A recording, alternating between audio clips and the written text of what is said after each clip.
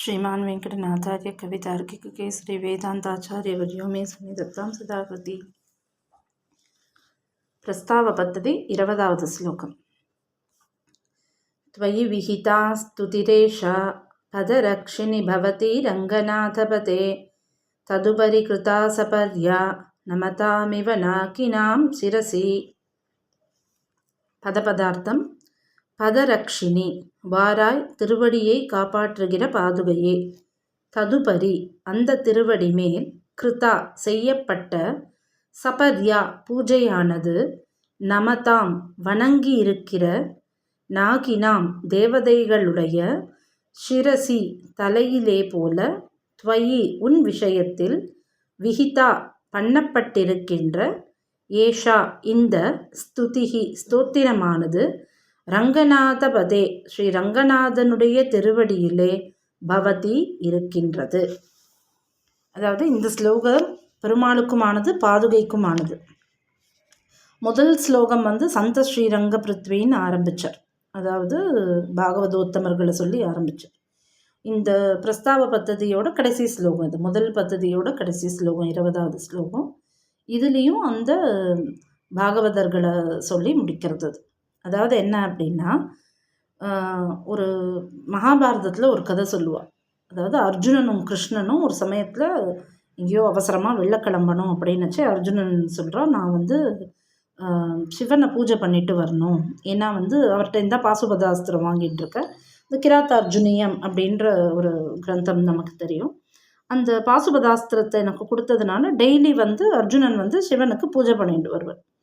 அப்போது அந்த மாதிரி நான் பண்ணணும் அப்படின்னும் போது கிருஷ்ணன் சொல்கிற, ரொம்ப டைம் ஆயிடுச்சுடா, நீ கிளம்பு அப்படிங்கிற. இல்லை, நான் பூஜையை முடிச்சுட்டு தான் வருவேன். சரி அப்படின்னா என்னோடய திருவடியில் 2 பூவை போட்டுட்டு நீ கிளம்பு அப்படிங்கிற.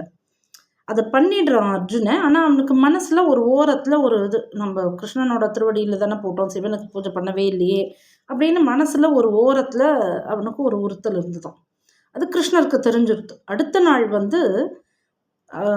சிவனை பூஜை பண்ணுறதுக்காக அந்த பூஜை பட்டியை திறக்கும்போது பார்த்தான்னா அதில் அந்த பூ, கிருஷ்ணனுக்கு சமர்ப்பிக்கப்பட்ட பூ அங்கே இருந்து தான்.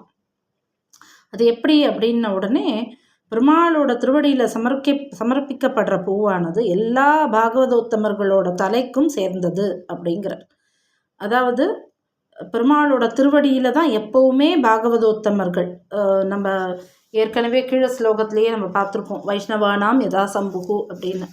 அந்த சிவனானவர் எப்பவுமே அவரோட திருமுடியை பெருமாளோட திருவடியில் வச்சுட்டுருக்காருங்கிறதுனால பெருமாளோட திருவடிக்கு சேர்த்த பூவானது சிவனாரோட திருமுடியில் இருந்தது அப்படிங்கிறது அந்த கதை நமக்கு சொல்கிற விஷயம். ஆக இந்த நான் ஒரு 1000 ஸ்லோகம் இப்போ சுவாமி சொல்கிறார், இப்போ நான் ஒரு 1000 ஸ்லோகம் பாதுகையை பற்றி எழுதினா அது பாதுகைக்குமானது, பெருமாளோட திருவடிக்குமானது. இப்போ நான் திருவடியை பற்றி எழுதினா திருவடிக்கு மட்டும்தான் 1000 ஸ்லோகம். ஆனால் இப்போ நான் பாதுகையை பற்றி எழுதினா அது பாதுகைக்குமானது, பாதுகை பெருமாளோட திருவடியில் இருக்கிறதுனால அது திருவடிக்குமானது. ஆக நான் ஒரு 1000 ஸ்லோகம் எழுதிட்டு 2000 ஸ்லோகத்துக்கான பலன் எடுத்துக்க போகிறேங்கிற, இந்த ஒரே கல்லில் 2 மாங்கான்னு வேலை அந்த மாதிரி. ஆக இந்த பெருமாளோட திருவடியானது பாகவதோத்தமர்களோட தலையில் இருக்கிறதுனால இது பாகவத பிரீத்தியாகவும் ஆயிடுறது. இது பாகவதன் பிரீத்தியாக நீ ஒன்று பண்ணிட்டேன்னா அது பகவத் பிரீத்தியாகவும் ஆயிடுறது நமக்கு. ஆக இந்த பாதுகா சகஸ்ரம்ன்ற ஸ்லோகமானது பகவத் பிரீத்தி, பாகவத பிரீத்தி எல்லாத்தையுமே நமக்கு கொடுத்துடுறதுன்றதுனாலையும் இந்த ஒரு ஸ்லோகத்தை சொன்னாலே நமக்கு அதுக்கான பலன் இரட்டிப்பாக கிடைக்கும் அப்படிங்கிறதுனாலையும் இந்த பிரஸ்தாவ பத்ததி அப்படின்னாலே முன்னுரை மாதிரி, அது ப்ரிஃபேஸ் மாதிரி. இந்த பாதுகா சகஸ்ரமானது எப்படி இருக்க போகிறது, அது தான் எப்படி ஆரம்பித்து தான் எப்படி கொண்டு போகிறோங்கிறத சுவாமி சொல்கிற ஸ்லோகம் இந்த முதல் 20 ஸ்லோகம்.